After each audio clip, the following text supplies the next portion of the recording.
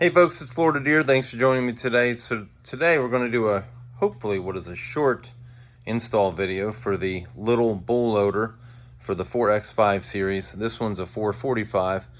If you saw one of my previous videos, I was getting this 445 ready.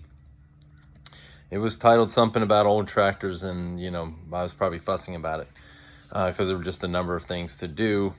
So we've done all those things. If you want to watch the prep on that, just watch that video. So this is just going to be the install for the loader. So what we're going to do first is we're going to install the lines to the couplers, so then we can adjust the angle of the loader, and that will help us get the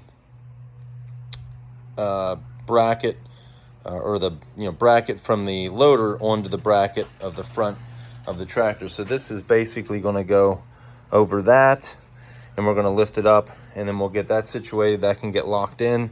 So you're going to have these things that get locked in here, I believe, because I think this part is going to kind of settle on this, so this is going to go down. So I'm making this look actually much harder than it really is. You just have to get some of your measurements down, your adjustments here. It's not that difficult. This is only the second time I've done it.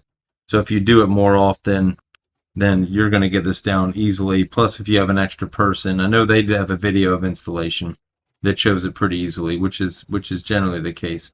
But I did want to take this opportunity to mention that if you use Florida Deere discount code, you can get $100 off of this loader if you reach out to that little buck loader company on the little bull loader, although I'm sure they'll give you $100 off the little buck loader too. I'm not actually sure, but I'm assuming they would. But anyways, if you wanted to consider this loader, I think so far it's been a pretty good loader for me, and you get $100 off. Okay, folks, so you can see this has to be up there. So what we're going to probably do is maybe lift that up a little bit more, and then shift so the bracket needs to go up. So I probably need to jack that up a little bit more. I've allowed it down too far. And then we'll start at the tractor and then get it to where we can have the loader tilt this forward at the top, which hopefully we'll be able to slide the tractor up. Okay, so I think I have it jacked up enough to where the pins will slide into there. So I've released these pins on their little marker right here, so if they find that hole as this thing tilts, then they should go in, and then this will be locked in. Then we'll adjust the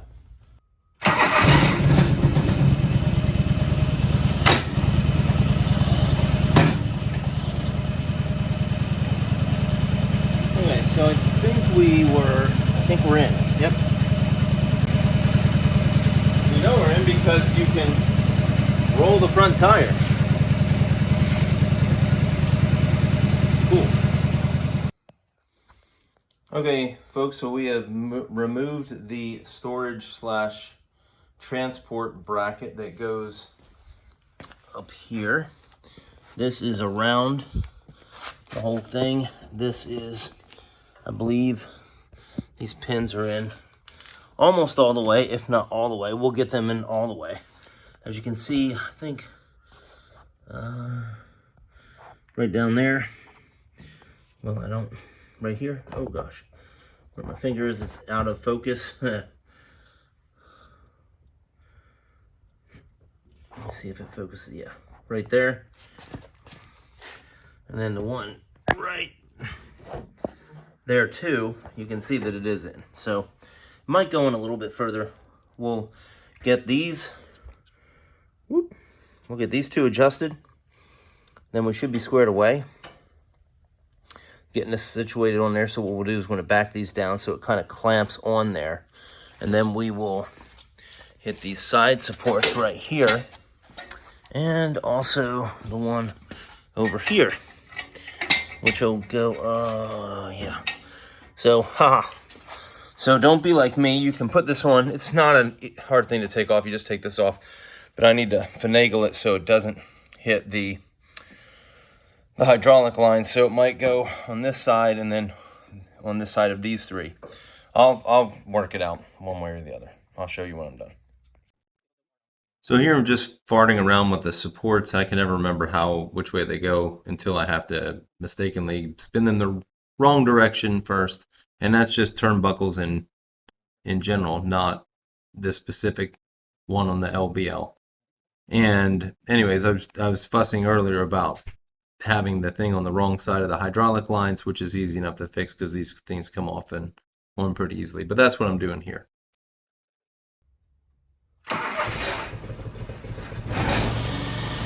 Okay, so it's alive and it does work, and I am just trying to get, purge the system of any air here. So I'm just kind of playing with the boom and dump buckets, and that's all I'm doing right here is just trying to cycle through everything to make sure everything's operating as it should, and it did.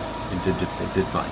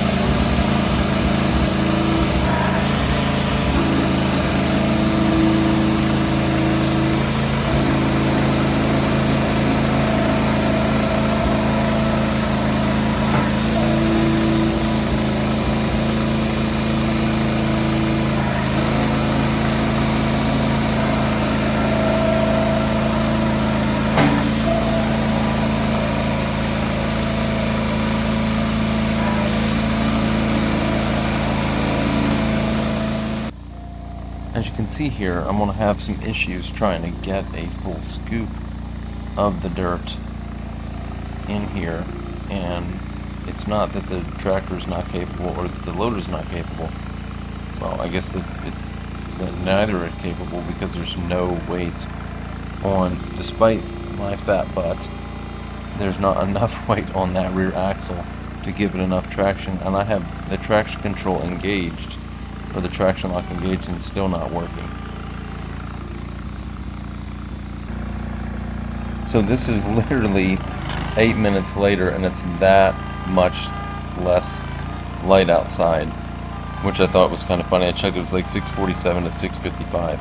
But anyways, as you can see here, I can get about double the amount of dirt that I'm scooping right now because I have some traction on the rear axle, and even when I back up, I'm not even using any traction lock, and I'm not having any problem backing up really to get out of this situation. So it's a safety issue and performance.